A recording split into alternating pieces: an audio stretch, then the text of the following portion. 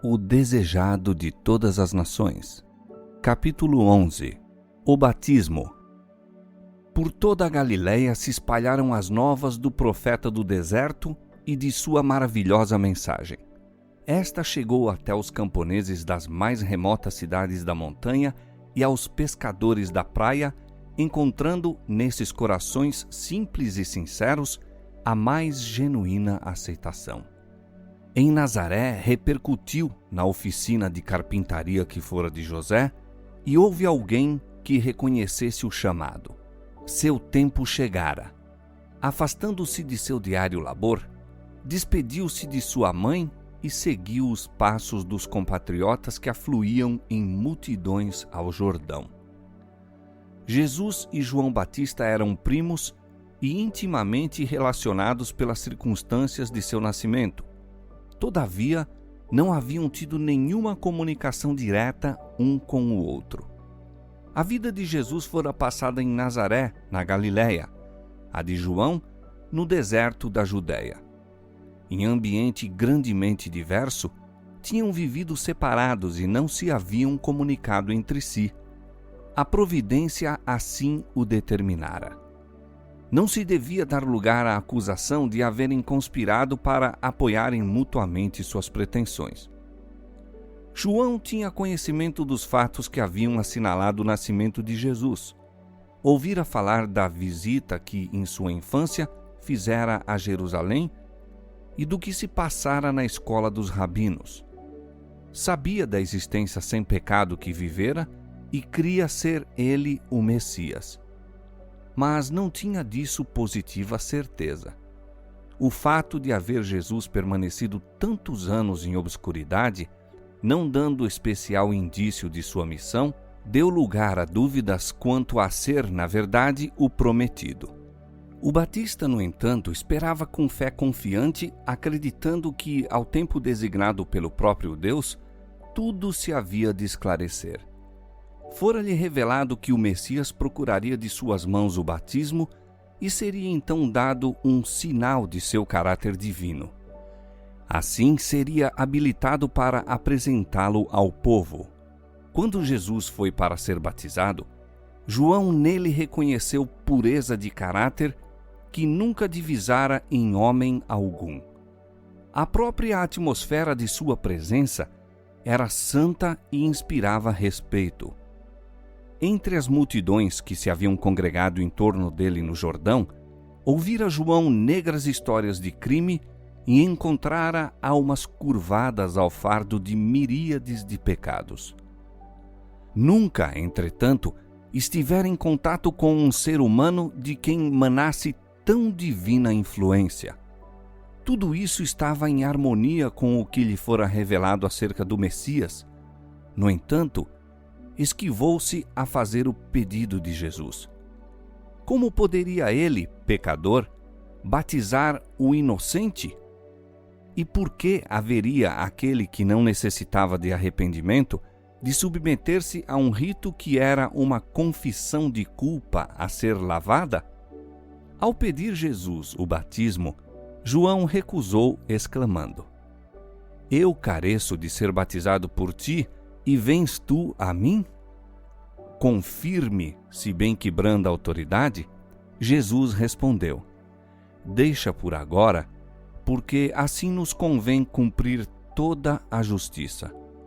E João, cedendo, desceu com o Salvador ao Jordão, sepultando-o nas águas. E logo que saiu da água, Jesus viu os céus abertos e o Espírito que, como pomba, descia sobre ele. Jesus não recebeu o batismo como confissão de pecado de sua própria parte. Identificou-se com os pecadores, dando os passos que nos cumpre dar.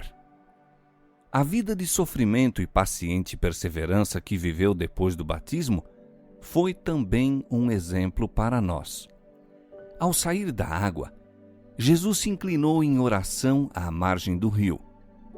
Nova e importante fase abria-se diante dele. Entrava agora em mais amplo círculo no conflito de sua vida. Conquanto fosse o príncipe da paz, Sua vida devia ser como o desembainhar de uma espada. O reino que viera estabelecer era oposto daquilo que os judeus desejavam. Aquele que era o fundamento do ritual e da organização de Israel seria considerado seu inimigo e destruidor. Aquele que proclamara a lei sobre o Sinai seria condenado como transgressor. O que viera derribar o poder de Satanás seria acusado como Belzebu. Ninguém na terra o compreendera e ainda em seu ministério devia andar sozinho. Durante sua existência, nem a mãe nem os irmãos lhe tinham compreendido a missão. Os próprios discípulos não o entendiam. Habitara na eterna luz, sendo um com Deus, mas sua vida na terra devia ser vivida em solidão. Como um conosco, cumpria-lhe suportar o fardo de nossa culpa e aflição. O inocente devia sentir a vergonha do pecado. O amigo da paz tinha que habitar entre a luta, a verdade com a mentira, a pureza com a vileza. Todo pecado, toda discórdia, toda contaminadora concupiscência trazida pela transgressão lhe era uma tortura para o espírito. Sozinho devia trilhar a vereda, sozinho carregaria o fardo. Sobre aquele que abrira a mão de sua glória e aceitara a fraqueza da humanidade, devia repousar a redenção do mundo. Viu e sentia tudo isso, firme, porém, permaneceu o seu desígnio. De seu braço dependia a salvação da raça caída, e ele estendeu a mão para agarrar a do onipotente amor. O olhar do Salvador parece penetrar o céu ao derramar a alma em oração. Bem sabe como o pecado endureceu o coração dos homens e como lhe será difícil discernir sua missão e aceitar o dom da salvação eterna. Suplica ao Pai poder para vencer a incredulidade deles, quebrar as cadeias com que Satanás os escravizou e derrotar em seu benefício o destruidor. Pede o testemunho que Deus aceite a humanidade na pessoa de seu Filho. Nunca dantes os anjos haviam ouvido tal oração.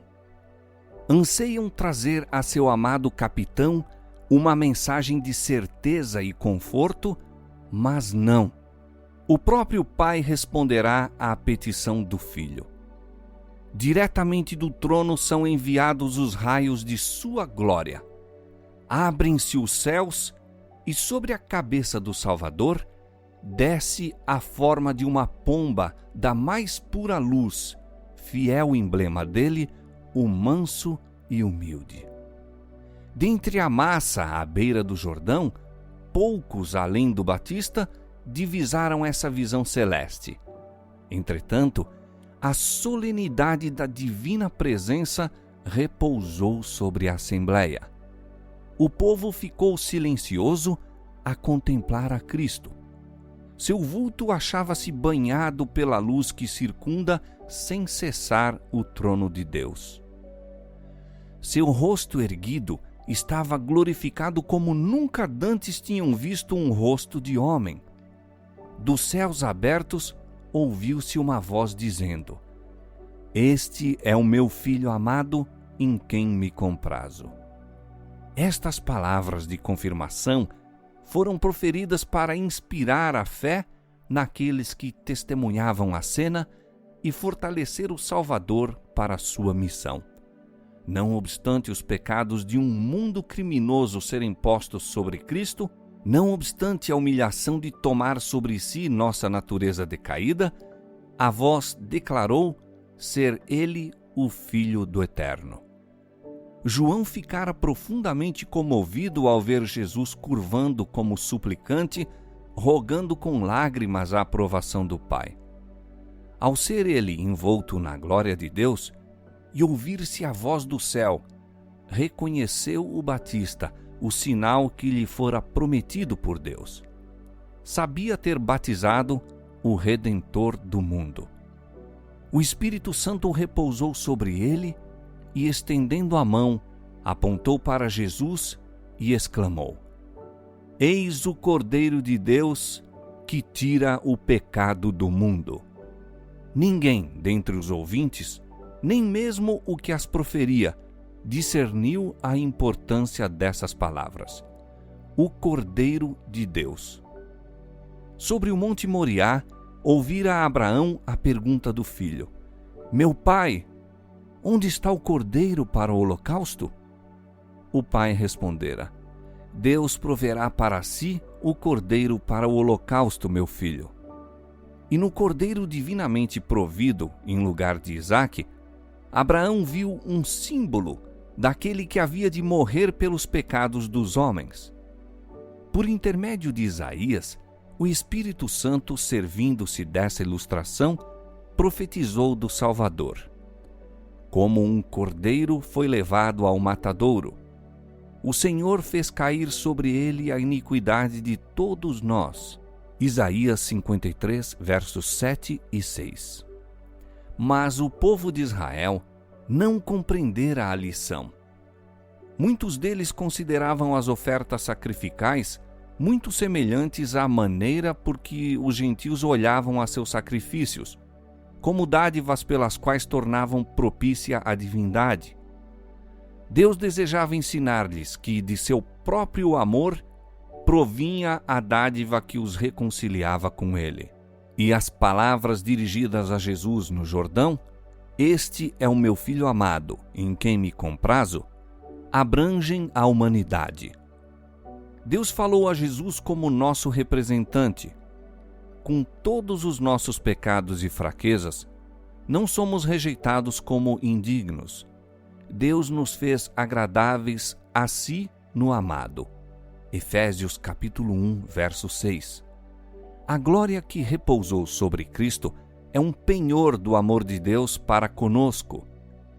Indica-nos o poder da oração, como a voz humana pode chegar aos ouvidos de Deus e nossas petições podem achar aceitação nas cortes celestiais. Em razão do pecado, a terra foi separada do céu e alienada de sua comunhão, mas Jesus a ligou novamente com a esfera da glória. Seu amor circundou o homem e atingiu o mais alto céu.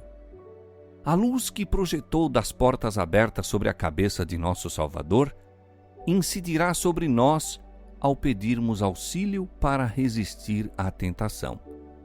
A voz que falou a Cristo diz a toda alma crente: Este é meu Filho amado, em quem me comprazo.